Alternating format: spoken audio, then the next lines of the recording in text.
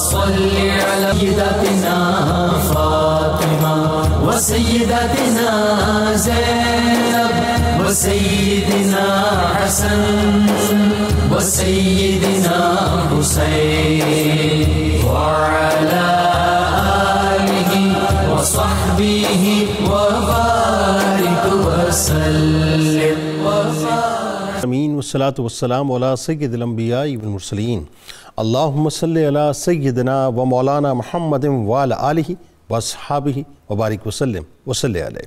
دنیا کے تمام دیکھنے والوں کو، تمام چاہنے والوں کو، تمام پیار کرنے والوں کو، اور جہاں جہاں تک اس وقت میری آواز کو سنا اور مجھے دیکھا جا رہا ہے، جنید اقبال کی جانب سے انتہائی محبت کے ساتھ السلام علیکم۔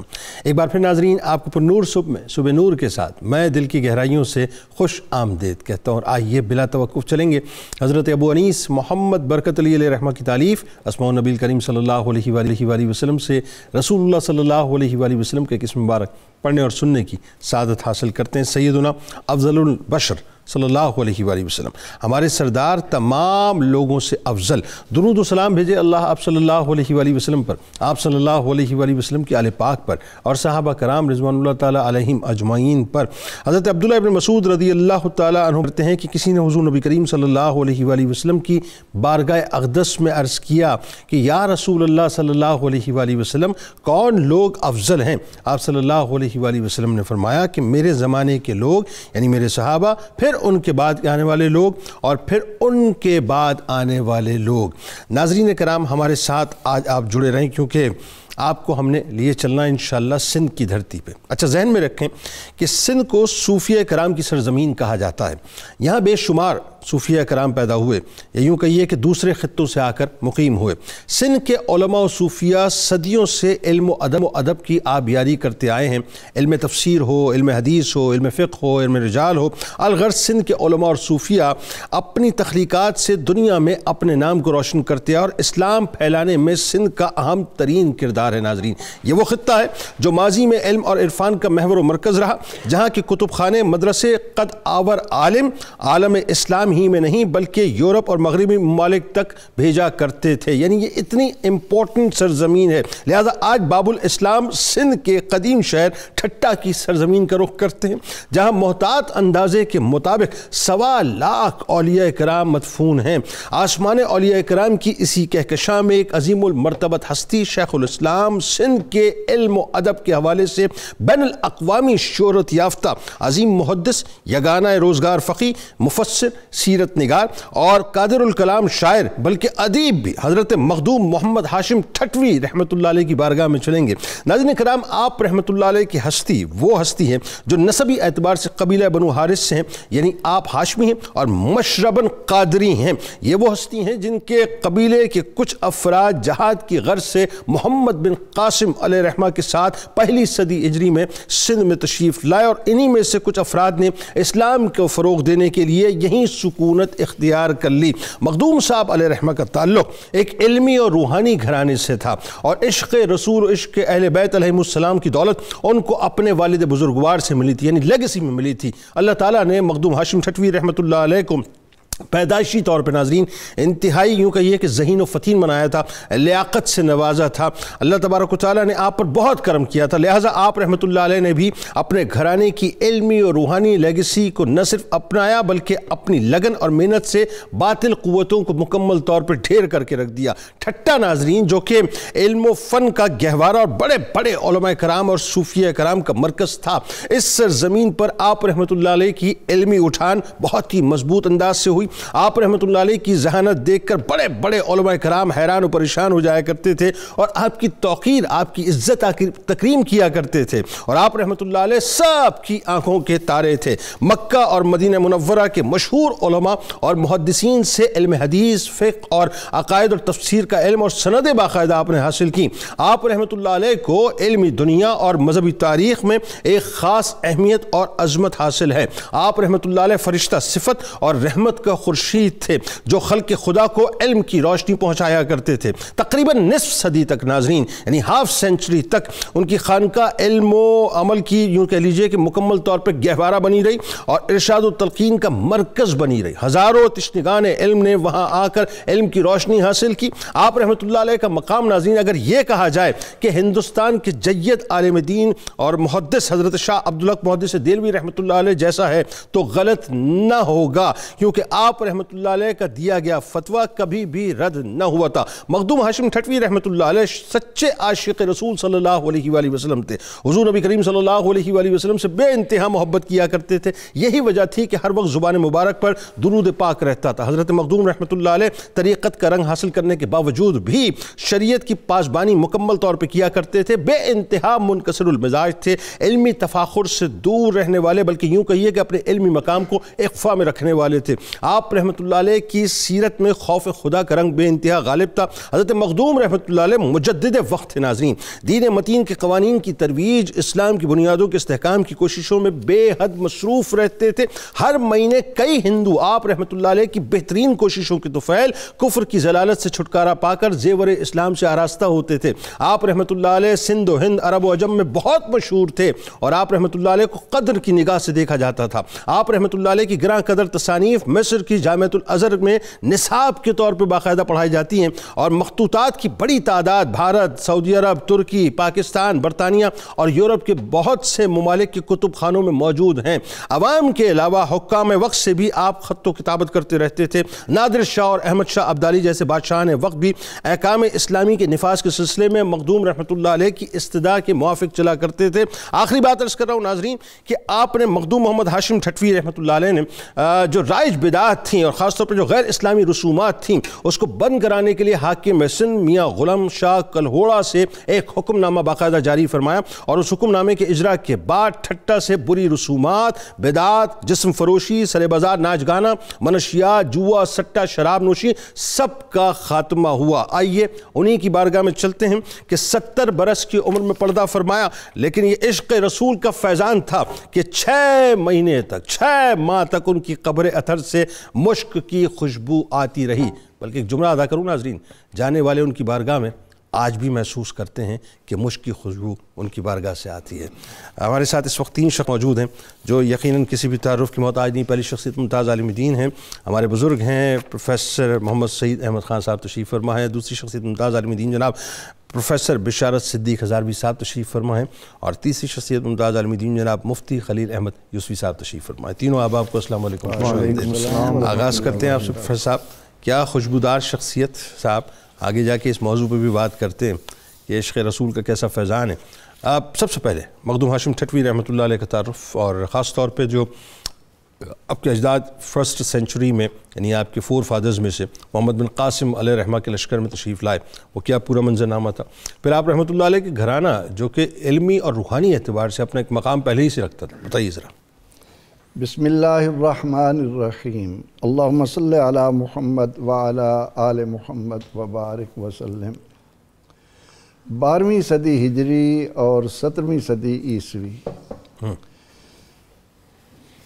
اس علاقے کا، ہمارے پاکستان کا ایک، اب تو ہم پاکستان ہی کہیں گے نا، کہ اس خطے میں ایک اتنے عظیم عالم کا جو اپنی ذات میں ایک مکمل ادارے کے طور پر کام کر گئے، ایسے ہی میرے جیسا ایک ادنا طالب علم ان کو کیا خراج عقیدت پیش کر سکتا ہے۔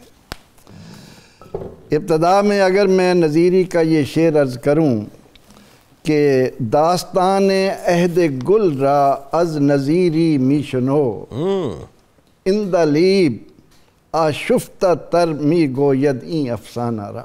اللہ، کہ بلبل کی پھول کی داستان بلبل ہی بیان کر سکتا ہے، کیا کہنے، اور نظیری کا کیا کہنا کہ وہ اس معاملے میں کچھ کہے، کیا کہنے۔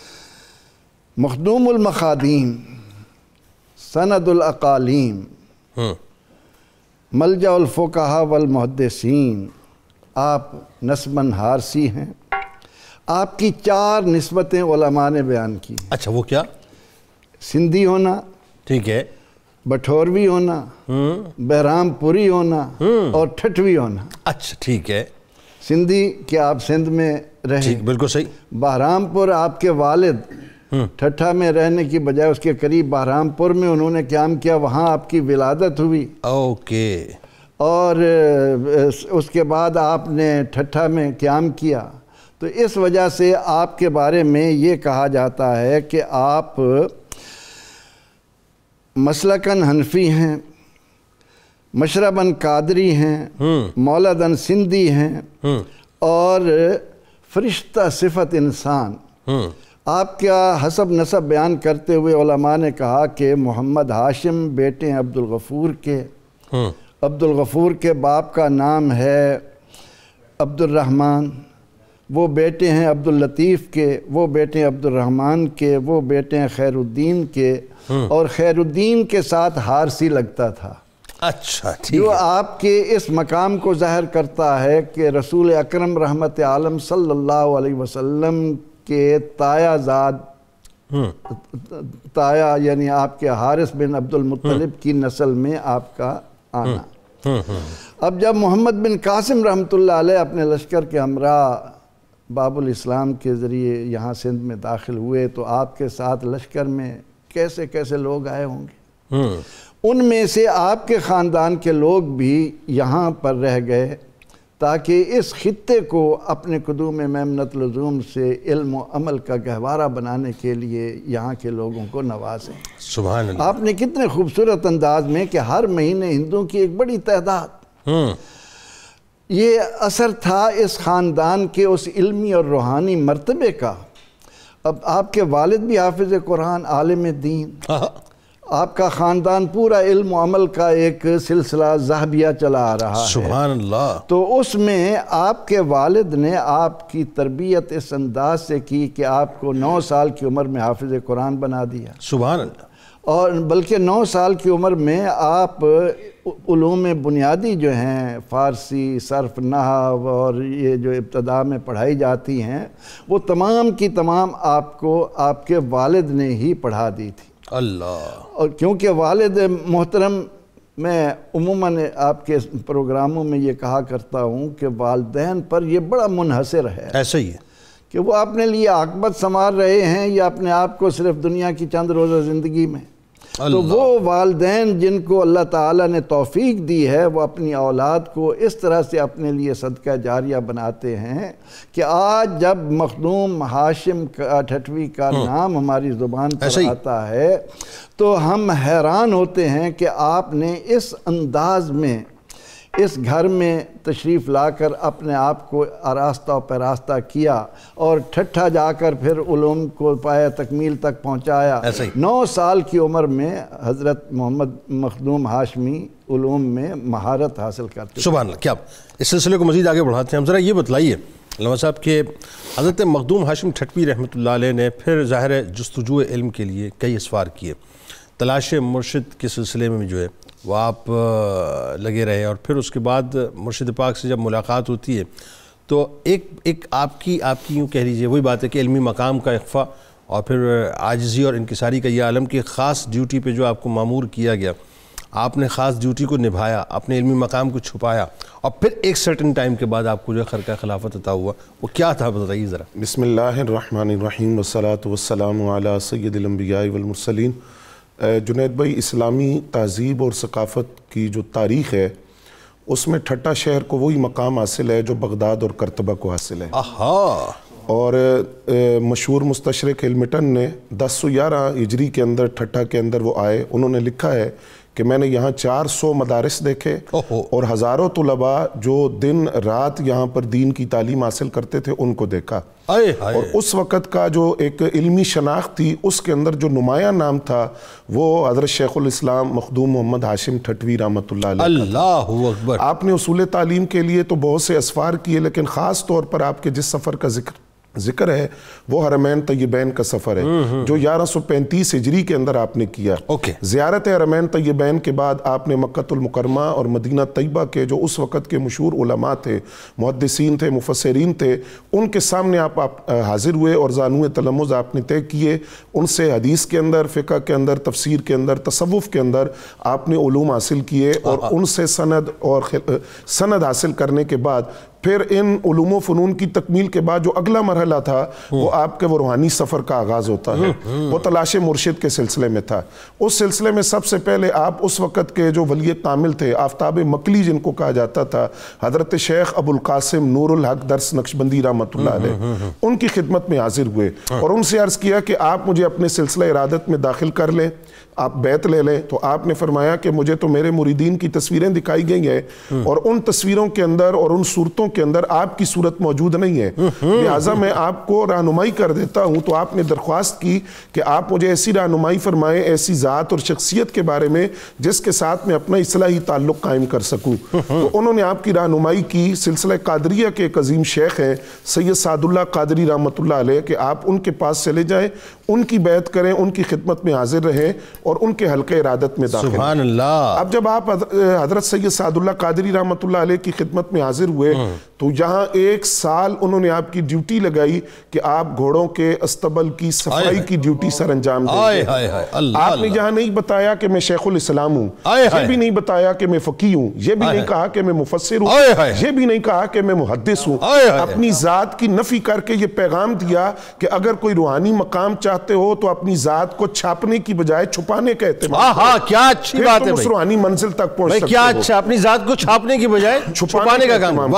تو اپنی ذات کی نفی کر کے فناف شیخ کی اس منزل تک آپ پہنچے کہ 1 سال تک گھوڑوں کی استبل کی صفائی آپ کرتے رہے، اور اسی عام مریدین کی طرح بالکل اپنی شناخت کو ظاہر نہیں کیا۔ ایک دن آپ کے مرشد کامل حضرت سید سعد اللہ رحمت اللہ علیہ، ان کے پاس ایک سوال آیا، سوال اتنا دقیق تھا، ایک فقہی مسئلہ تھا، اتنا مشکل سوال تھا، تو آپ نے فرمایا کہ اس کا جواب جو ہے وہ ٹھٹا کے معدوم جن کی ایک علمی شہرت ہے، وہ مفسر ہے، محدث ہے، وہ جواب دیں گے۔ اچھا، ان کے بارے میں سن رکھا تھا۔ اور جی، اور بلایا بھی مخدوم محمد ہاشم ٹھٹوی رحمت اللہ علیہ کو، انہی کو وہ سوال دیا کہ آپ ٹھٹا کے معدوم کے پاس لے جائیں اور ان سے اس کا جواب لے کر آئے۔ یہ جو مرشد کا انتخاب ہے نا، سوال آپ ہی کو دینا، یہ اس بات کی طرف اشارہ ہے کہ وہ جانتے تھے کہ مخدوم آپ ہی ہیں، لیکن یہ امتحان تھا کہ کھوٹے اور کھرے کی پہچان ہو جائے کہ یہ اپنی نسبت کے اندر کس قدر پختہ ہے اور ادب کا ان کا کیا حلب ہے، اور پیمانہ ابھی بھی چھلکتا ہے کہ نہیں چھلکتا۔ ہم جب تصوف کی تعریف پڑھیں بلکہ دور پیغمبر سے دیکھیں تو ایسے امتحانات ہمیں نظر آتے ہیں، جس طرح اعلیٰ حضرت نے لکھا کہ مولا علی المرتضیٰ کی گود کے اندر نبی علیہ السلام کا سر مبارک، وہ سو جانا نہیں تھا، امتحان تھا محبوب کیا کہنے، تو ایسے امتحانات کی تاریخ ہمارے سامنے ہے۔ انہی کو سوال دیا کہ آپ ٹھٹا کے مخدوم سے یہ سوال کا جواب لے کر آئے، تو حضرت مخدوم ٹھٹوی رحمت اللہ علیہ وہ سوال لے گئے، ٹھٹا کی طرف روانہ ہوئے، کوئی بات نہیں کی، ظاہر نہیں کی اپنے آپ کو، قریب ایک بستی میں گئے، اس کا جواب لکھ کر، جواب آپ نے فوری لکھا لیکن تاخیر اس لیے کی کہ مرشد یہ سمجھ نہ جائے کہ میں مخدوم ہاشم ٹھٹوی میں ہی ہوں اور میرا وہ علمی مقام ظاہر نہ ہو جائے۔ جب آپ اس سوال کا جواب لکھ کر لائے اور اپنے مرشد کے ہاتھ میں دیا، آپ کے مرشد نے وہ خط لیا تو ایک نگاہ انہوں نے اس خط پر ڈالی اور ایک مخدوم ہاشم ٹھٹوی رحمت اللہ علیہ کے چہرے پر ڈالی، اور وہ جو مومنانہ فراست تھی اس سے آپ کے چہرے کو دیکھ کر پھر پکڑ کر سینے سے لگایا، خرقہ خلافت عطا کیا، اور سلسلہ قادریہ کے اندر آپ کو خلافت عطا کی گئی۔ اس کے بعد آپ ٹھٹا واپس آئے، جب آپ ٹھٹا آئے تو آپ کی پیشانی سے ولایت کا نور تھا، سینے سے ولایت کا نور تھا، اور پیغام آپ نے دیا کہ اپنی ذات کی نفی کر کے فناف شیخ کی منزل پر پہنچو گے تو خدا وہ مقام عطا کرتا ہے جو انسان کے وہم و گمان میں بھی۔ یعنی یہ طے ہوا، جیسا پروفیسر صاحب نے فرمایا، مفتی صاحب، یہ طے ہوا کہ یہ آسان راستہ نہیں ہے تصوف کا۔ ہم نے آج تصوف کے راستے کو انتہائی آسان بنا لیا ہے، مشکل تو درکنار، امتحانات تو درکنار۔ آج تو سو کالڈ، میں شیوخ کی بات کر رہا ہوں، جو واقعتاً شیوخ ہیں ان کی نہیں، وہ تو مرید کو جو ہے بالکل ریلیکسیشن دے دیا کرتے ہیں بہت سے معاملات میں، یہ فکر نہ کرو، مطلب ساری چیزیں میں ٹرانسمٹ کر دوں گا بلوٹوتھ کے ذریعے سے، تمہیں سب مل جائے گا۔ تو وہ جو ریاضتیں ہیں وہ کہاں گئیں؟ اچھا، اسی ریاضت کو اگر ہم سامنے رکھ کے تھوڑا سا سلسلے کو آگے بڑھائیں تو مخدوم ہاشم ٹھٹوی رحمۃ اللہ علیہ کی سیرت، پھر آپ میں خاص طور پہ جو خوف خدا کا جو عنصر ہے، منکسر المزاجی کی تو بات ہوئی، اور نفس کی اصلاح کا جو آپ کا انداز تھا وہ بڑا کمال تھا۔ اچھا، اس کو اگر ریلیٹ کر دیں قرآن و سنت کی روشنی میں تو 4 چاند لگ جائیں گے، بتائیے ذرا۔ بسم اللہ والصلاۃ والسلام علی رسول اللہ۔ جنید بھائی، پروفیسر صاحب کی بات سے میں بات آگے بڑھانا چاہتا ہوں کہ جب مریدین کا اپنے شیوخ سے تعلق بیان ہوتا ہے نا، تو یہ وہ روحانی سلسلہ ہے جس میں پیچھے سے اجازت ہوتی۔ شیوخ کو اپنے مریدین کے آج نام بھی نہیں پتہ، ان کو پہلے بتائے جاتے تھے نام کہ یہ آپ کی لسٹ ہے، یہ لوگ آپ کے مرید ہوں گے۔ اس کا مطلب ہے یہ روحانی سلسلہ اللہ کی اور حضور صلی اللہ علیہ وسلم کی بارگاہ سے آتا. سیرت کے لیے سب سے پہلے یہ جاننا ضروری ہے کہ زندگی کے 3 بڑے پہلو ہیں، بچپن، جوانی اور پھر بزرگی. تینوں علم کے پہلو، تینوں زندگی کے پہلو علم کے گہوارے میں گزرے. کیا اچھی بات ہے. والدین کی طرف سے علمی گہرانہ ملا. ٹھیک ہے. اور اسلام یہ کہتا ہے کہ جو لوگ علمی گہرانے میں پیدا ہوتے ہیں نا، ان کو علم سے وابستگی کرنے کی صرف ضرورت ہوتی ہے. کتابوں کے نام ان کو بچپن میں ہی سارے یاد ہوتے، صرف ان کو پڑھنا ہی ہوتا. تو جوانی اور بچپنا بالکل علم حاصل کرنے میں گزرا، ایک لمحہ بھی ضائع نہیں کیا. اور جب خود مسند پہ پڑھانے کے لیے آئے تو پھر 50 سال قرآن و سنت قال اللہ قال رسول پڑھایا. Half century. ایک پوری آدھی صدی ہے جو آپ نے علم دین پڑھایا اور سیرت و کردار لوگوں کو سامنے پریکٹیکل دکھایا. آدھی صدی تو علم دین پڑھانے میں نکالی نا، اس کو حاصل کرنے میں کتنا وقت وہ ایک ظاہر ہے. اور پھر آپ کے خوف خدا کا یہ معاملہ ہے کہ حضرت سیدنا علی المرتضیٰ رضی اللہ تعالیٰ عنہ کا قول سامنے آتا ہے، اور یہ پتہ چلتا ہے کہ جو لوگ جتنے اللہ کے قریب ہوتے چلے جاتے ہیں ان کا خوف خدا بڑھتا چلا جاتا ہے. ایسا ہی ایسا ہی. اس میں نبی صلی اللہ علیہ وسلم کی حدیث مبارک ہمارے سامنے، آپ صلی اللہ علیہ وسلم نے فرمایا میں اللہ کی مخلوق میں سب سے زیادہ اللہ کا خوف رکھنے والا. اللہ اکبر. تو جو بے خوف ہے سمجھ لینا چاہیے یہ اللہ والا نہیں ہو سکتا. اللہ والے کبھی بھی بے خوف نہیں ہوتے، ان کے وجود سے خوف خدا ٹپک رہا ہوتا ہے کہ کسی بات پہ ہماری پکڑ نہ ہو جائے. اللہ. اور پھر خوف خدا میں گفتگو کا یہ معیار تھا کہ کبھی آپ نے اپنی بڑائی کا ایک جملہ نہیں بیان کیا. اللہ. اور ان میں یہ جھلک حضرت سیدنا علی المرتضیٰ والی نظر آتی. اللہ. کہ حضرت علی المرتضیٰ رضی اللہ تعالیٰ عنہ سے جب آپ کے صاحبزادے محمد بن حنفیہ نے پوچھا کہ امت میں خیر الناس کون ہے، تو آپ نے اپنا نام نہیں لیا، آپ نے فرمایا حضرت سیدنا ابو بکر صدیق رضی اللہ. سبحان اللہ. پھر پوچھا اس کے بعد کون ہے، فرمایا عمر بن خطاب.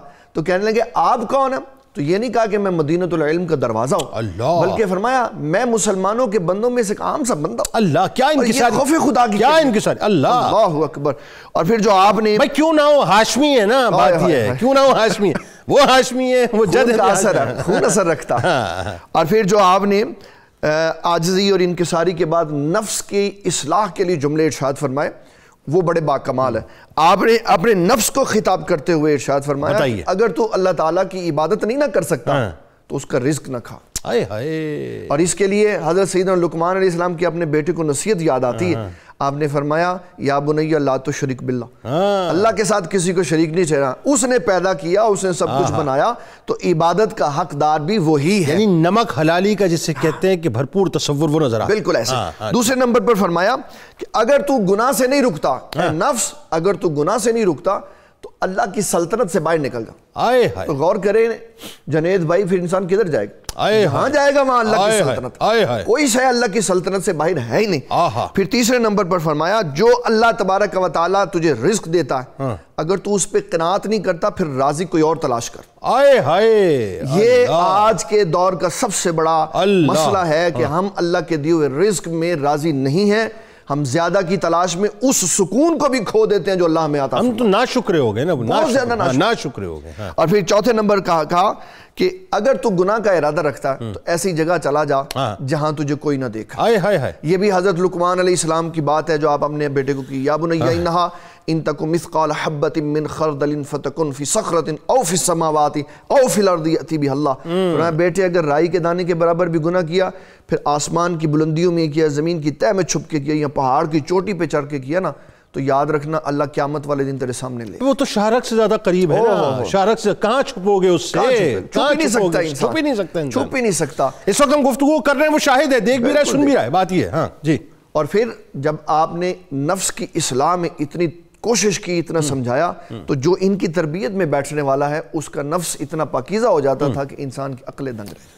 کیا خوبصورت گفتگو ہے صاحب. حضرت مخدوم ہاشم ٹھٹوی رحمۃ اللہ علیہ. ناظرین، انتہائی جلیل القدر شخصیت ہے، انتہائی.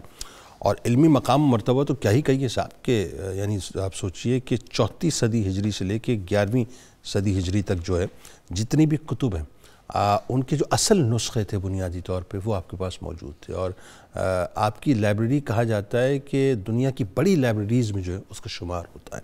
تو علمی مقام و مرتبہ کیا ہے صاحب. اور پھر تبلیغ دین کے لیے جو آپ نے کام کیا، لوٹ کے آپ کو بتلاتے ہیں، آسان نہیں ہوتا لیکن افسوس ہوتا ہے.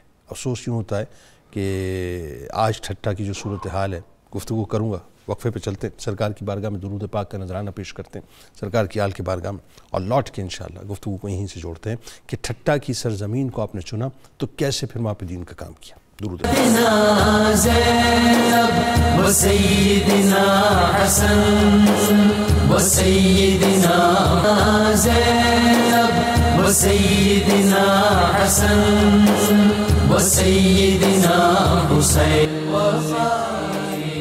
وعلى آله وصحبه وبارك وسلم. ایک بار پھر ناظرین میں آپ کو خوش آمدید کہتا ہوں. جس ٹھٹا کو حضرت مخدوم ہاشم ٹھٹوی رحمۃ اللہ علیہ نے تبلیغ دین کے لیے چنا، وہاں جو کام کیے وہ تو ابھی جا کے آپ کو بتلاتے ہیں. لیکن میں ایک بات سوچ رہا تھا ابھی تھوڑی دیر پہلے، اور میں نے پروفیسر صاحب سے ذرا ریکنسائل کیا چیزوں کو، کہ ٹھٹا شہر وہ شہر جس کا علم کا اور جس کا یوں کہیے کہ روحانیت میں مقام یہ تھا صاحب کہ اس زمانے میں جو بغداد اور کرتبہ کو مقام حاصل تھا، یعنی 400 کے قریب اس وقت مدارس تھے، 400 کے قریب ایکٹیو مدارس تھے جہاں پہ ہزاروں طلباء پڑھا کرتے تھے. یعنی دوسرے لفظوں میں آپ یوں کہہ لیجئے کہ 400 انسٹیٹیوشنز تھے، 400 اسکولز کہہ لیجئے ان کو، 400 کالجز کہہ لیجئے، 400 یونیورسٹیز کہہ لیجئے. جو رائج علوم تھے اس زمانے کے اندر وہ سب کے سب وہاں پر پڑھائے جاتے تھے. یعنی علم کے اعتبار سے، تہذیب کے اعتبار سے، فن کے اعتبار سے ٹھٹا جو ہے بنیادی طور پہ عالم اسلام میں ٹاپ آف دا لائن شہروں کے اندر آتا تھا. اور یہ قصہ زیادہ پرانا نہیں ہے، یہ قصہ 350 برس اگر آپ اس کو ٹوٹیلٹی میں دیکھیں، یعنی آپ نے پردہ فرمایا اس کے بعد سے لے کے 350 برس پہلے کی ساری داستان ہے. 350 برس میں کیا تبدیلی آئی ہے صاحب؟ میں چونکہ یہ بات اس لیے ریکارڈ پہ لانا چاہتا ہوں، میرا عموماً ٹھٹا جانا ہوتا ہے اور مجھے جا کے یقین مانی تکلیف ہوتی ہے وہاں کی سڑکوں کو دیکھ کے، وہاں کے حالات کو دیکھ کے. ایون اگر آپ مکلی کے قبرستان میں چلے جائیے تو ہم نے اس کو بھی برباد کر کے رکھ دیا ہے. وہ ایک باقاعدہ ہمارا آثار قدیمہ کا ایک سرمایہ تھا، وہاں پہ ہم نے تباہ و برباد اس کو کر کے رکھ دیا. یعنی وہاں وہ قبریں موجود ہیں جو 500 600 برس پرانی قبریں ہیں، لیکن ہم نے اس کو تباہ و برباد کر دیا. ایون مخدوم ہاشم ٹھٹوی رحمۃ اللہ علیہ کا مزار شریف جہاں پر ہے، اگر آپ اس سڑک پہ داخل ہو جائیں تو آپ کو تکلیف ہوگی صاحب کہ ہم کہاں پر آئیں. تو کہنے کا مقصد صرف اتنا ہے کہ ہمیں اپنے اندر جھانکنا چاہیے کہ جو پلانٹیشنز مخدوم صاحب علیہ رحمہ کر کے گئے، ہم نے اس لیگیسی کو ٹو نہیں کیا. انہوں نے اپنے والدین کی لیگیسی کو ٹو کیا، ہم نے بنیادی طور پر ان کی لیگیسی کو ٹو نہیں کیا. ذرا یہ بتائیے پروفیسر صاحب کہ پہلے بہرام پور کو آپ نے منتخب کیا، پھر اس کے بعد ٹھٹا کی سرزمین پہ آپ تشریف لائے، کیوں؟ ایک بات. دوسری بات، طرز تبلیغ آپ کا کیا تھا؟ مساجد کا آپ نے قیام کیا، مساجد میں سرگرمیاں آپ کی کیا رہی؟ اور پھر آپ دیکھیے کہ سلاطین کو جو ہے آپ نے 101 اپنے ساتھ رکھا انگیج، اور ان کو ہدایات بھی دیتے تھے بدعات کے خاتمے کے لیے، جتنے بھی اس کو گناہ ہو رہے تھے معاشرے کے اندر. بتائیے ذرا. اللہ رب العزت نے قرآن پاک میں فرما دیا کہ حل یستوی الذین یعلمون والذین لا یعلمون، عالم اور جاہل کبھی برابر نہیں. حضور نبی اکرم رحمت عالم صلی اللہ علیہ وسلم نے اپنی امت کے ہر مرد اور عورت پر علم کے حصول کو لازم قرار دیا، فرض قرار دیا، اور یہاں تک فرما دیا کہ فقیہ واحد اشد علی الشیطان من 1000 عابد. ایک لائن میں 1000 عبادت گزار کھڑے کر دو، ایک طرف صرف ایک فقیہ اور عالم دین کھڑا کر دو، وہ شیطان پر ان عابدوں کے مقابلے میں بھاری ہے. اب جس شخص نے علم کے حصول میں زندگی وقف کی ہو، دنیا بھر کے سفر کر کے، اور پھر آ کر اپنے مرشد کریم سے اتنی ضیاباریاں لے کر جب اس خطے میں آئے، تو آپ ایک ذی شعور انسان کے طور پر، کیونکہ علم انسان کو اپنی معرفت دیتا ہے، اور جب انسان اپنے آپ کو پہچانتا ہے تو وہ اپنی ذمہ داریوں کی طرف آتا ہے. تو اللہ نے علماء پر، کیونکہ حضور علیہ السلام نے العلماء ورثۃ الانبیاء، علماء انبیاء کے وارث ہیں، تو آپ نے ایک ہمجیتی انداز میں جس طرح دعوت اور اصلاح کا پیغام دیا. پہلے آپ نے آ کر بٹھوروں کے قریب بہرام پور میں قیام کیا. وہاں جب آپ نے محنت کی، اور ظاہر ہے کہ ایک آدمی حکمت اور تزکیے سے سنورا ہوا، علم کے نور سے معمور، وہ ایک جیتی جاگتی تصویر کے طور پر، ایک زندہ انسان کے طور پر، آپ نے جب دیکھا کہ لوگ میری باتوں کی طرف توجہ نہیں دے رہے تو آپ کو دکھ ہوا کہ میں ان کو حکمت اور معزت کے ساتھ حقیقت کی طرف بلا رہا ہوں، یہ اس طرف مائل نہیں ہو رہے، تو پھر آپ نے بہرام پور چھوڑا۔ اس کے بعد پھر آپ ٹھٹھا آ گئے اور وہاں دابگراں کے محلہ میں ایک مسجد ہاشمیہ کی اندر قیام کیا۔ آپ نے جب وہاں آ کر قیام کیا اور بڑے اطمینان کے ساتھ اس مسجد کو پوری طرح سے سنبھالا، تو وہاں بیٹھ کر آپ نے تصنیف و تالیف اتنی کی جو ایک ادارہ بھی نہیں کر سکتا۔ 300 کے قریب آپ کی کتب ہیں اور مارکت الآراء۔ اور اگر میں یہ گفتگو کرتے ہوئے یہ کہوں کہ اے بر صغیر کے لوگوں، ہمارا شرف مخدوم محمد ہاشم کے طور پر یہ ہے کہ آپ کی کتابیں جامعہ ازہر میں پڑھائی جا رہی ہیں۔ کمال یہ ہے پروفیسر صاحب کہ آپ یہ دیکھیں، جیسے آپ بتا رہے ہیں 300 کتب، میں ایک جگہ پڑھ رہا تھا کہ شاید ایک روایت میں یہ بھی آتا ہے کہ 400 پلس بھی آپ کی کتب ہیں، اس میں عربک، فارسی میں، سندھی میں، مختلف زبانوں میں، جامعہ الازہر میں جو ہے نصاب میں پڑھائی جا رہی ہے تمام علوم پر۔ اور پھر یہ کہ صرف تصنیف و تالیف پر نہیں، معاشرتی طور پر ہر طرف نگاہ ہے کہ معاشرے میں کیا ہو رہا ہے۔ جب شاہ کلوڑا آپ کو وہاں قاضی القضات مقرر کرتے ہیں اور آپ اس ذمہ داری پر آتے ہیں، تو آپ حکمرانوں کو متنبہ کرتے ہیں کہ آپ کی ذمہ داری صرف یہ نہیں ہے کہ آپ حکمران بن کر عیش و عشرت کریں، آپ کو نظر رکھنا ہوگی کہ معاشرتی برائیاں کس طرح بڑھ رہی ہیں۔ تو آپ نے ان کو توجہ دلائی اور حضرت مجدد الفسانی رحمۃ اللہ علیہ کی طرح آپ نے خطوط لکھے۔ آپ کے خطوط کی 1000 سے زیادہ تعداد ہے جو آپ نے مختلف انداز میں لکھی، اور پھر لوگوں کو، حکمرانوں کو متوجہ کیا کہ تمہاری حکمرانی میں یہ جو بدعات ہو رہی ہیں، یعنی آپ ہی کی کوششوں سے صحن شریف میں نماز کے اوقات میں دھمال بند کر دی گئی تھی جو آج تک بند چلی آ رہی ہے۔ آپ ہی نے عورتوں کو قبرستانوں میں جانے سے روکا، مزارات پر جانے سے روکا، یہ آپ کی کاوشوں سے ہوا تاکہ فتنہ بپا نہ ہو۔ تو مخدوم ہاشم کا ذکر کرتے ہوئے آج جب ہم اس بات پر نظر ڈالتے ہیں کہ ایک طرف تو ہم یہ رونا روتے ہیں کہ ہم کس نظریے کے تحت پاکستان کو حاصل کرنے میں کامیاب ہوئے، اور دوسری طرف ہماری اس بات کی طرف توجہ ہی نہیں ہے کہ ہماری شادی بیاہ کے طور پر کن رسومات کو ہم نے ہندوانہ رسومات کو بھی پشت ڈال دیا، ان سے بھی آگے نکل گئے ہیں۔ اور ہر طرف یہ جو بدعات کا زور ہے، مزارات پر آپ جا کر دیکھیں کہ جو حلا اپنی کی بنا پر جس طرح کا وہ کر رہے ہیں۔ تو مخدوم ہاشم رحمۃ اللہ تعالی علیہ نے ایک عالم ہونے کے ناطے اس انداز سے زندگی بسر کی تاکہ آنے والے علماء بھی ان کے نقش قدم پر چلتے ہوئے۔ آپ دیکھیے ایک بات، قطع کلام کی معذرت، آپ چیف جسٹس کے عہدے پہ بھی فائز رہے، جب بغض رکھنے والوں نے، دشمنی کرنے والوں نے باقاعدہ جو ہے اس وقت اپنا شاہ کلوڑا کو یہ کہا کہ بھئی ان کو ڈسمنٹل کر دیا جائے، ان کو جو ہے مطلب اپنا ہٹا دیا جائے، تو آپ نے ہٹایا نہیں بلکہ ان کو جو ہے کنٹینیو کروایا۔ نہیں، ان کی جب شکایات آئیں تو کلوڑا نے ان کی شخصیت کا جائزہ لیا اور انہیں اقرار کرنا پڑا کہ ان کے قول اور فعل میں تضاد نہیں ہے، ان کا ظاہر و باطن ایک ہے۔ یہ بیسیکلی یہ آج کے حکمران کے لیے بہت بڑا سبق بھی ہے کہ ایسے صوفیہ کی قدر کرنی چاہیے کہ جو آپ کو یہ بتلاتے ہیں کہ غلط کیا اور صحیح کیا ہے۔ علماء کی سرپرستی کے بغیر یہی ہوگا جو آج ہمارے ساتھ۔ اچھا، اب آپ دیکھیے خاص بات، مخدوم ہاشم ٹھٹوی رحمۃ اللہ علیہ کے یہ قدموں کی برکت اور آپ کا تبلیغ دین کا انداز تھا کہ جسم فروشی کے جو اڈے تھے وہ آپ نے ختم کروایا، اس وقت آپ نے شراب نوشی کے اڈے ختم کروایا، آپ نے سٹے کے، جوئے کے اڈے ختم کروایا، آپ نے ابتدا میں یہ ساری باتیں ہیں۔ لیکن میں چاہتا ہوں اس پہ آپ کلام کیجئے کہ اصل صوفیہ کا کام تو یہی ہے۔ اصل میں علماء کی جو ذمہ داری ہے، ان پر جن باتوں کی ان سے پرس ہونی ہے، وہ یہی چیزیں ہیں کہ آپ نے اگر اپنے علم کو صرف اپنی ذات تک محدود رکھ کر اپنی ذات کو نکھارا اور آس پاس کو نہیں دیکھا، تو قیامت کے دن آپ سے سوال ہوگا کہ وَلَا تُسْأَلُنَّ يَوْمَئِذٍ نَعِيمٍ، تمہیں ایک اتنی عظیم نعمت علم کی ملی، اس کی بدولت تم نے معاشرتی خرابیوں کو دور کرنے میں، معاشرے کے اندر، آج جس معاشرے میں کوئی سچ بولنے کے لیے آمادہ نہ ہو، کوئی چیز کھری نہ ملے، ہر جگہ ملاوٹ ہو، ہر جگہ پر 2 نمبری چل رہی ہو، اور وہاں پر حکمران اور علماء آپس میں ربط کی بدولت اپنی ذمہ داریوں کو پورا نہ کریں، تو اس کے نتیجے میں قومیں برباد ہو جایا کرتی ہیں۔ حضرت مخدوم ہاشم رحمۃ اللہ علیہ نے ایک زندہ دل، زندہ ضمیر انسان کے طور پر ان تمام تر باتوں کو محسوس کرتے ہوئے جہاں جہاں ان کو کوئی بھی برائی نظر آئی، کیا آج کوئی بتائے گا کہ ہمارے ملک میں کوئی چیز خالص ہمیں دستیاب ہے؟ ہے نا، یہ کس کی ذمہ داری؟ جھوٹ خالص ہے، منافقت خالص ہے، بغض خالص ہے، نفرتیں خالص ہیں، دشمنیاں خالص ہیں، عداوتیں خالص ہیں، یہ ساری چیزیں خالص ہیں ہمارے کہ میں نے 37 سال مختلف اداروں میں جب تعلیم دی تو پہلے دن میرا بی اے اور ایف اے کے طلباء سے یہ سوال ہوتا تھا کہ اتنا عرصہ آپ پڑھ کر آئے ہیں، مجھے یہ بتائیں کہ آپ نے کسی کتاب میں یہ پڑھا ہوا لکھا ہوا دیکھا کہ جھوٹ بولا کرو؟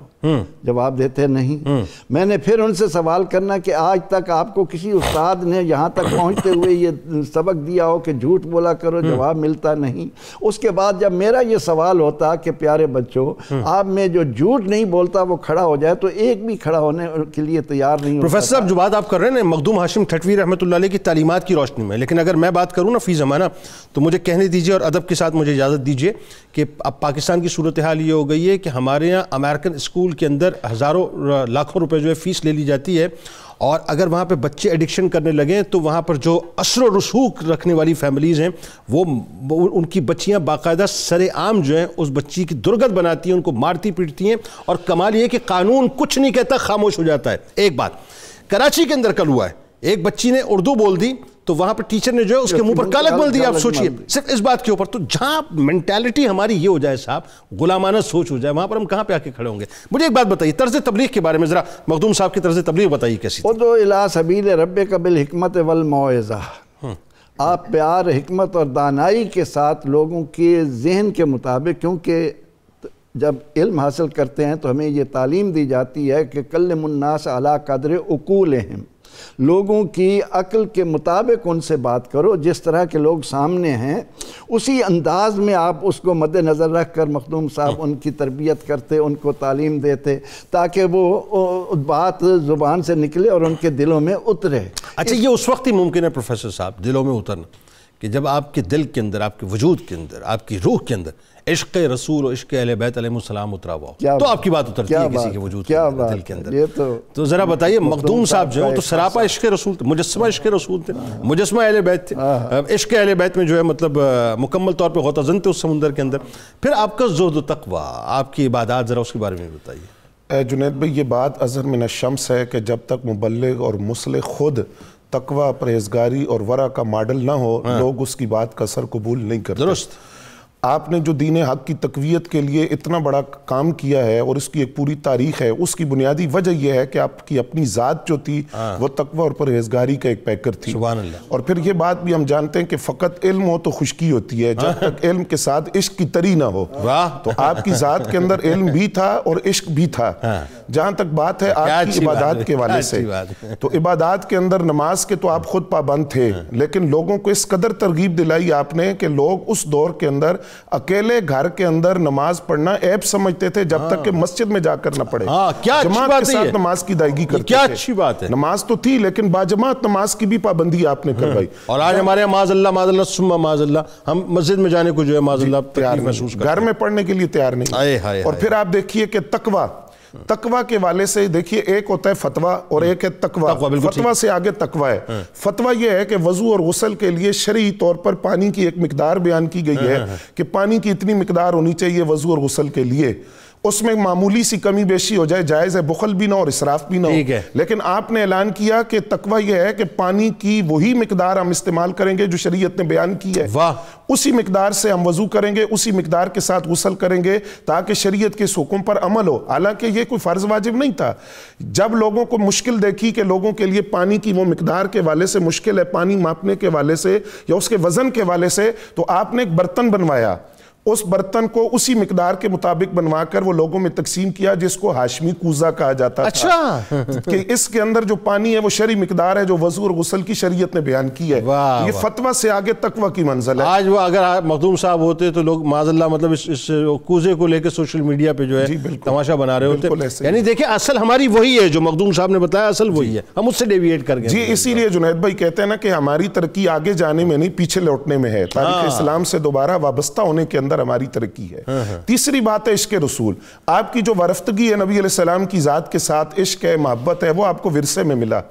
دوسری بات ہم یہ جانتے ہیں کہ عشق اور محبت کی معراج یہ ہوتی ہے کہ جب آپ کسی سے محبت کرتے ہیں تو وہ آپ کو محبت کی قبولیت کی سند دے دے، وہ بھی یہ کہے کہ میں بھی آپ سے محبت کرتا ہوں۔ کیا کہنے؟ تو حضرت مخدوم محمد ہاشم ٹھٹوی رحمۃ اللہ علیہ وہ ہیں، فرماتے ہیں 12 رجب 1136 ہجری جمعے کا دن عشاء کے بعد کا وقت تھا، مجھے نبی علیہ السلام کی زیارت نصیب ہوئی۔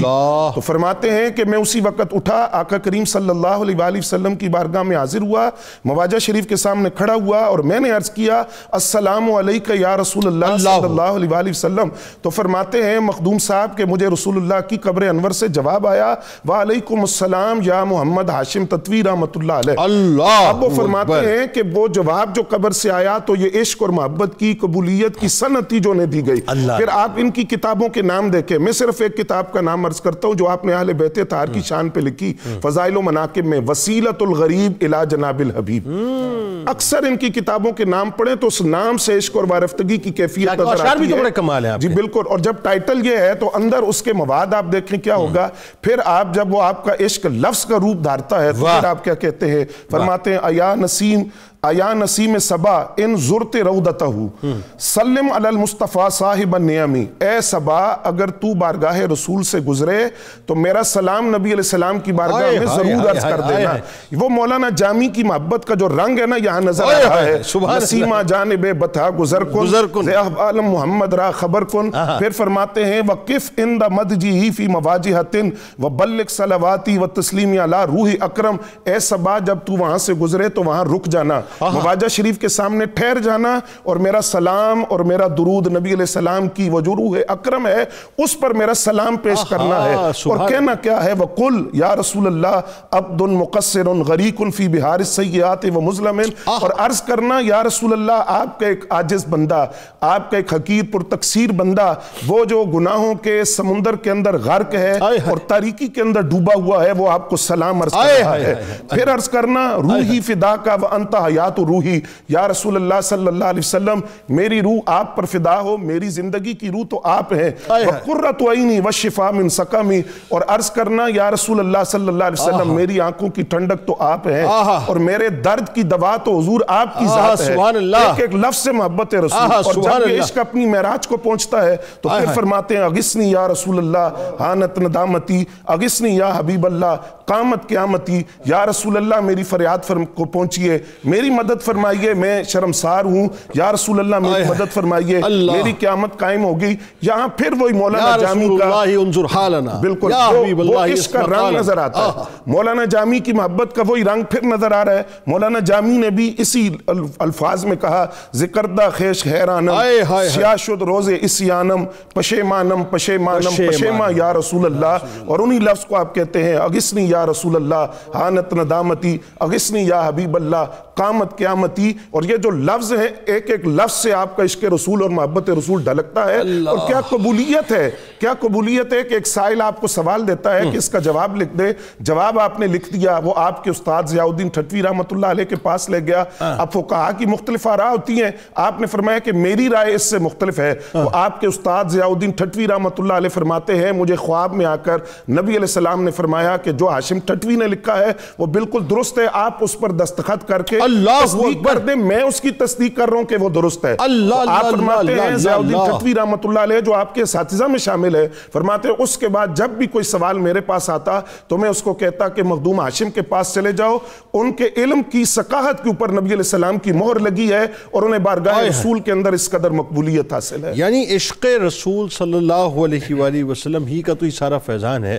صاحب میں تو سچی بات ہے اس وقت کسی اور دنیا میں تھا جب آپ اشعار پڑھ رہے تھے کہ سرکار مدینہ صلی اللہ علیہ وآلہ وسلم کی بارگاہ سے ایسا تعلق، ایسا ربط، اور میرا خیال ہے اگر اس بات کو تھوڑا سا ہم آگے بڑھاتے ہوئے ان کے علمی مقام اور مرتبے کی جانب جائیں، ان کی تصانیف پہ بات کریں، پھر عرب و عجم میں اللہ تعالیٰ نے جو آپ کو شہرت عطا فرمائی، یہ سب کچھ فیضان مصطفیٰ کا ہی صدقہ ہے اور کچھ بھی نہیں۔ جی بالکل، جو بھی ملتا ہے جس کو ملتا ہے در مصطفیٰ سے ملتا ہے۔ بتائیے ذرا جنید بھائی، علمی مقام و مرتبہ کی اس سے بڑی اور ہم کیا بات سنا سکتے ہیں کہ جن کے فتوے رسول اللہ کی بارگاہ سے تصدیق انڈورس ہوتے ہیں باقاعدہ، آئے مور وہاں سے ثبت ہوتی ہے. اللہ اکبر. مختلف جگہوں پر اللہ تعالیٰ نے مختلف شخصیات کو بڑا قد عطا فرمایا، بڑی عزت اور شہرت عطا فرمایا.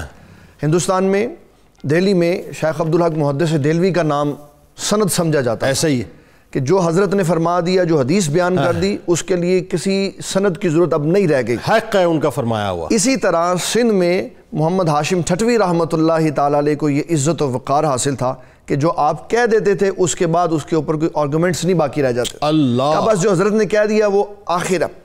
اور پھر آپ نے جو کتابیں لکھی جن کی تعداد مختلف جگہوں پہ 400، 350، 400، 450 بیان کی گئی ہیں، ان میں آپ نے کوئی موضوع نہیں چھوڑا. اور تحقیق کے اس سمندر میں اگر دیکھا جائے نا جنید بھائی، تو آج کی تحقیق اور اس وقت کی تحقیق میں زمین آسمان کا فرق. اللہ آج الیکٹرانک میڈیا ہے، سافٹ ویئرز ہیں، ایک لفظ لکھیں تو ساری کتابوں سے بائنڈ. بالکل ایسا. اس وقت ہر کتاب پڑھنی پڑتی تھی، بالکل ایسا، اور ہر کتاب کو پڑھ کے اس کے اندر سے شاید نکالنی پڑتی، ریفرنسز نکالنے پڑتے. بالکل ایسے ہی، ممکن ہی نہیں ہے یہ. اور پھر سب سے بڑی اس میں بات یہ تھی کہ اگر کوئی بندہ کسی موضوع پہ کتاب لکھتا ہے تو اس کا مطلب ہے اس کو اس موضوع پہ پہلے کامل دسترس ہو. تو 400 مختلف موضوعات پر کتابیں لکھ دینے کا معنی ہے اتنے علوم پر آپ کو کامل دسترس تھی، اللہ، اتنے سارے موضوعات پہ آپ نے کتاب. اللہ. اور پھر ایسے نہیں ہے جیسے آج کے دور میں ہوتا ہے کہ 20-25 ترجمے سامنے رکھ لیے اور 2 لفظ ادھر سے، 2 ادھر سے، 2 ادھر سے لکھے، اور پھر جو پسند آیا وہاں اپنی مرضی داخل کر دیں. آپ نے قرآن مجید کی جو تفسیر لکھی اس کے لیے 3 چیزوں کو سٹینڈرڈ بنایا. نمبر 1، تفسیر قرآن بالقرآن، کہ قرآن مجید کی تفسیر قرآن مجید سے ہی کرنی ہے. دوسرا، اگر کسی آیت کی تفسیر قرآن مجید سے نہیں مل رہی تو اس کو پھر سنت رسول صلی اللہ علیہ وسلم سے تلاش کیا. اللہ. اور پھر تیسرے نمبر پر اقوال صحابہ سے، جس کو اجماع امت کہا جاتا ہے، اس سے آپ نے اقوال لے کر اس تفسیر کو خوبصورت پیراہے میں رکھا اور بتایا کہ یہ سٹینڈرڈ ہے، یہ لوگ ہیں جو قابل تقلید ہیں، جن کے پیچھے چلا جاتا ہے. اور پھر اس طرح کی جب خوبصورت تفسیر آپ نے بنائی تو وہ پڑھنے کے قابل تھی. مطلب یہ ما فوق العقل بات ہے، یہ ما فوق العقل. جی، اللہ تعالیٰ کی خاص عطا کے علاوہ کوئی شے نہیں، کوئی نہیں ہو سکتا. خود بندہ جتنی مرضی تحقیقات کرے، اور وہ ایسے بھی کرتے کہ کسی نے مسودہ لے کے دیا، اس کے اوپر اپنا نام لکھ لیا تو تحقیق ہو گئی. سر آج تو وہی بات ہے نا، آپ کی بات ہے، فنگر ٹپ پہ ساری چیزیں موجود ہیں، ایک کلک آپ کرتے ہیں ساری چیزیں آپ کے سامنے موجود ہو جاتی ہیں. آپ کے فوٹو سٹیٹ مشینز ہیں، آپ کے پاس جو ہے اپنا ساری چیزیں، ساری سہولیات موجود ہیں. اس زمانے میں تو کچھ بھی موجود نہیں تھا، سب کچھ ہاتھ سے لکھنا پڑتا تھا، پھر اس کی ترتیب لگانی پڑتی تھی. اور پھر اس کے ساتھ ساتھ آپ نے اس زمانے میں پیدا ہونے والے فتنوں کے اوپر بڑا کام کیا. ہر دور میں کبھی ایسا فتنہ پیدا ہوا کہ حضور صلی اللہ علیہ وسلم کی ازواج کے خلاف، کبھی حضور صلی اللہ علیہ وسلم کے صحابہ کے خلاف، کبھی اہل بیت کے خلاف. تو آپ نے تینوں کی عظمت و شان پہ مختلف کتابیں لکھی. حضور صلی اللہ علیہ وسلم کی ازواج پہ آپ نے ایک خوبصورت کتاب لکھی جس کا نام رکھا وسیلۃ الفقیر فی شرح اسماء النبی البشیر. اس میں حضور صلی اللہ تعالیٰ علیہ وسلم کی ساری ازواج کا بالترتیب ذکر کیا اور بتایا کب کس سے نبی صلی اللہ علیہ وسلم نے کہاں نکاح کیا. اور ساتھ بڑا کمال یہ تھا کہ جو مستشرقین ہیں اورینٹلسٹ ہیں ان کو جواب دیا کہ کوئی نکاح نبی صلی اللہ علیہ وسلم نے اللہ کی اجازت کے بغیر نہیں کیا. کیا کہنے بھی، سبحان اللہ. کوئی یہ نہ سمجھے کہ کوئی نکاح خواہش نفس کی وجہ سے ہے، بلکہ سب اللہ کے حکم سے اور اس کی اجازت سے. جہاں جہاں رب فرماتا رہا محبوب اس سے نکاح فرما لے، اس سے نبی صلی اللہ علیہ وسلم نے نکاح فرما. اللہ. یہ چیز بڑی اہم حیثیت رکھتی ہے کتاب کے اندر کہ کتاب کا موضوع جو آپ بیان کر رہے ہیں اس کی ضرورت کیا، کیوں لکھ رہے ہیں کتاب. ایسے ہی سارا مواد اکٹھا کر کے لکھ دیا. تو اس وقت کے بڑے بڑے فتنوں کو انڈوز کر کے اور ان کو دیکھ کر کے ان کا رد کیا بنیاد، ان فتنوں کا رد کیا بنیادی طور جی. اور پھر لکھا، پھر آپ نے قرآن مجید کے لفظوں کے اوپر ایک کتاب لکھی اللؤلؤ المکنون فی المد والسکون، کہ جو قرآن مجید میں مدیں ہیں آ جاتی ہیں لمبا کرنے والا، اور جہاں ٹھہرنا ہے وہاں کس انداز میں ٹھہرنا ہے. یہ اس کتاب سے پتہ چلتا ہے آپ تجوید و قرات کے بھی امام تھے. آپ کو صرف کوئی تفسیر یا تصوف نہیں پتا تھا، تفسیر قرآن کے ساتھ ساتھ آپ تجوید و قرات کے بھی ماہر تھے. اس لیے آپ کو یہ پتا تھا کہ میں نے کس موضوع پہ کیسے بات کریں. اور لفظ پڑھتے ہوئے جب کسی کو دیکھتے تو اس کی اصلاح فرماتے کہ یہ لفظ ایسے نہیں پڑھنا بلکہ ایسے پڑھنا. اور پھر آپ کی جو عرب و عجم میں شہرت ہے، یہ اس دور کے لوگوں کے لیے میں یہ عرض کرنا چاہتا ہوں، یہ کوئی عام بات نہیں ہے. کوئی سوشل میڈیا تو تھا نہیں کہ آپ واٹس ایپ پہ یا فیس بک پہ اپنی تصویر لگا دیں تو ساری دنیا میں چلی ایکسپلور ہو جائے. یہاں اللہ تبارک و تعالیٰ کا خصوصی کرم ہوتا تھا تو ناموری ہوتی تھی.